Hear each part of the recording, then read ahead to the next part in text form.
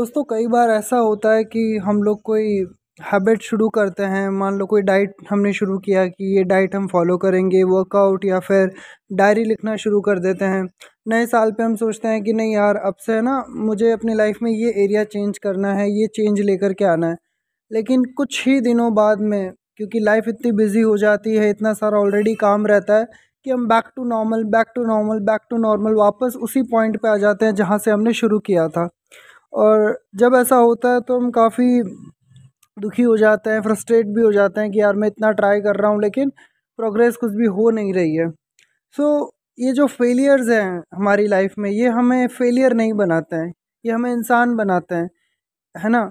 कि इंसान होगा वही फेल होगा ना। जो ईश्वर तो फेल होते नहीं, इंसान ही होते हैं। और मुर्दा लोग भी फेल नहीं होते, राइट। इंसान ही फेल हो सकता है केवल। जो लोग सफल हो जाते हैं और जो नहीं हो पाते हैं, उनके अंदर अंतर ये नहीं है कि भाई एक बंदे में मोटिवेशन बहुत ज़्यादा है या विल पावर बहुत ज़्यादा है। ये चीज़ सेपरेट नहीं करती फेलियर और सक्सेसफुल को, है ना। क्या चीज़ सेपरेट करती है? सेपरेट करती है उनका जो स्ट्रैटेजी होती है, उनका जो तरीका होता है काम को करने का। वो जैसा कि कहा गया है कि सक्सेसफुल लोग अलग चीज़ें नहीं करते, वो चीज़ों को अलग तरीके से करते हैं। तो आज मैं आपको कुछ ऐसी 7 तरीके बताने वाला हूँ कि अगर आप कोई हैबिट फॉलो करना चाह रहे हैं और बार बार आउट ऑफ ट्रैक हो रहे हैं, मतलब उसको ज़्यादा दिन फॉलो नहीं कर पा रहे हैं, तो क्या करके हम इसको फॉलो कर सकते हैं। पहली चीज़ है शेड्यूल इट। यानी मोटिवेशन पे या विल पावर पे डिपेंड रहने की, हाँ कि जब मन करेगा तब इसको करेंगे, जब डायरी लिखने का मोटिवेशन आएगा डेली तब मैं इसको लिखूँगा। इसको शेड्यूल कर दीजिए कि डेली इस समय मुझे इसको लिखना है। हो सकता है जो आप हैबिट फॉलो करना चाहते हैं उसका स्पेसिफिक टाइम आप नहीं फिक्स कर सकते, तो स्पेसिफिक हैबिट फिक्स कर दीजिए कि ये चीज़ करते ही मैं इसे करूँगा, है ना। कि जस्ट ये किया और इसके जस्ट बाद में करूँगा। फॉर एग्ज़ाम्पल, आप हैबिट डालना चाहते हैं डायरी राइटिंग की, तो डिनर करते ही मैं डायरी लिखूँगा, ऐसा हो सकता है। या इसका ऐसा भी लिख सकता है कि सोने से जस्ट पहले जो मैं काम करूँगा वो डायरी लेखन होगा, डायरी लिखने के बाद ही मैं सोऊंगा। तो आपकी जो पहले से कोई हैबिट है उसके साथ आप इसको कनेक्ट कर सकते हैं। दूसरा है stick in even small ways. हो सकता है काफ़ी बार की सिचुएशन ऐसी है कि आप चाह करके भी जो आप हैबिट फॉलो करना चाहते हैं, जितने लेवल पे करना चाहते हैं वो नहीं कर सकते आप। तो आप क्या सॉल्यूशन है कि जितना कर सके एटलीस्ट उतना करें, कि बजाय बिल्कुल ही ना करें।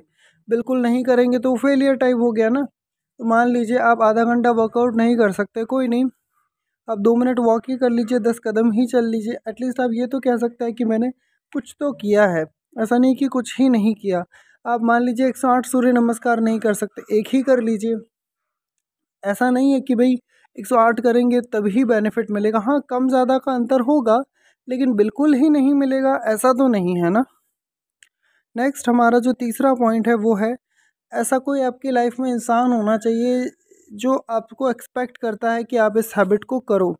आपसे उम्मीद होनी चाहिए किसी को कि हाँ आप ये काम करोगे। फॉर एग्ज़ाम्पल, लोग जो हैं वो अ, जो एक टीम के रूप में काम करते हैं। फॉर एग्ज़ाम्पल, एक क्रिकेट टीम होती है, तो वहाँ पे रहता है कि हाँ तुझे 4 बजे ग्राउंड में पहुँचना है क्योंकि हमारा मैच है। तो लोग वहाँ पे वेट कर रहे होते हैं, तो हम वहाँ पे जाते हैं। कोई प्रोग्राम होता है तो वहाँ हमें जाना होता है क्योंकि हमें पता है कि हमारा लोग वहाँ पे वेट कर रहे हैं, वहाँ हमारा इंतज़ार हो रहा है। उसी प्रकार अगर कोई वेट नहीं कर रहा है आपका, तो कोशिश करिए किसी के साथ आप टीम अप कर लें, टीम बना लें कि हाँ वो आपको कहे कि भाई आया नहीं कल एक्सरसाइज करने, या आज एक्सरसाइज करी कि नहीं करी। अगर आप ऑफलाइन नहीं कर पा रहे हैं तो आजकल तो ऑनलाइन है, व्हाट्सएप पे ग्रुप बना करके ये सब किया जा सकता है, राइट। नेक्स्ट जो आप चीज़ कर सकते हैं वो है focus on have and can, not what is not there and what you can't do. इसका मतलब है कि जो आपके पास है और जो आप कर सकते हैं उस पर ध्यान दीजिए, बजाय इसके कि जो आपके पास में नहीं है या जो आप नहीं कर सकते। काफ़ी बार हम बहाने बनाने लग जाते हैं कि काश वो चीज़ मेरे पास हो तो मैं काम को करना शुरू करूँ, काश ये सिचुएशन हो जाए तो मैं काम को करना शुरू करूँ, काश मैं अगर ये कर पाऊँ तो मैं काम को करना शुरू करूँ। ये जो इफ़ है ना, कि अगर ऐसा हो तो, ये बहाने होते हैं। तो जो हमारे पास है, जो हम कर सकते हैं, जितना कर सकते हैं उसी से हमें शुरू कर देना चाहिए, क्योंकि बहानों की लिस्ट कभी भी ख़त्म नहीं होती। काफ़ी बार होता है ना कि यार ये इशू लाइफ में पूरा हो जाए तब मैं वर्कआउट पे ध्यान दूंगा, है ना। तो ठीक है, आप बाद में अच्छे से दीजिएगा, थोड़ा बहुत जितना हो सके शुरू तो एटलीस्ट कर दीजिए।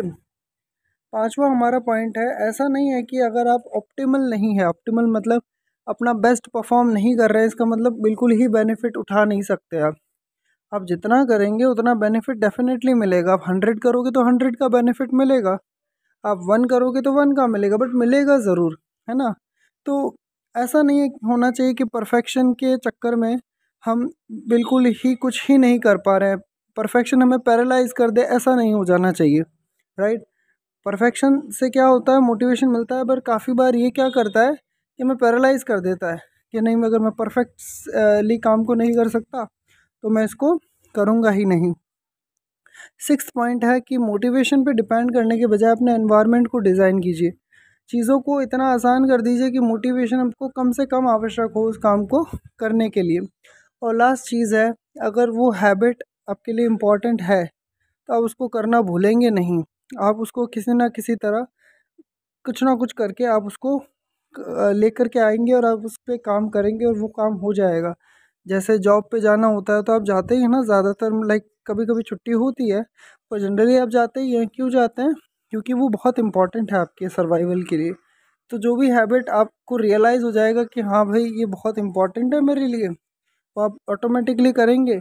और अगर आपको रियलाइज़ नहीं है कि इम्पोर्टेंट नहीं है, आप उसके लिए केयर नहीं करते, तो आप उसको नहीं करेंगे। तो आज के इस वीडियो में इतना ही। Thank you. हरे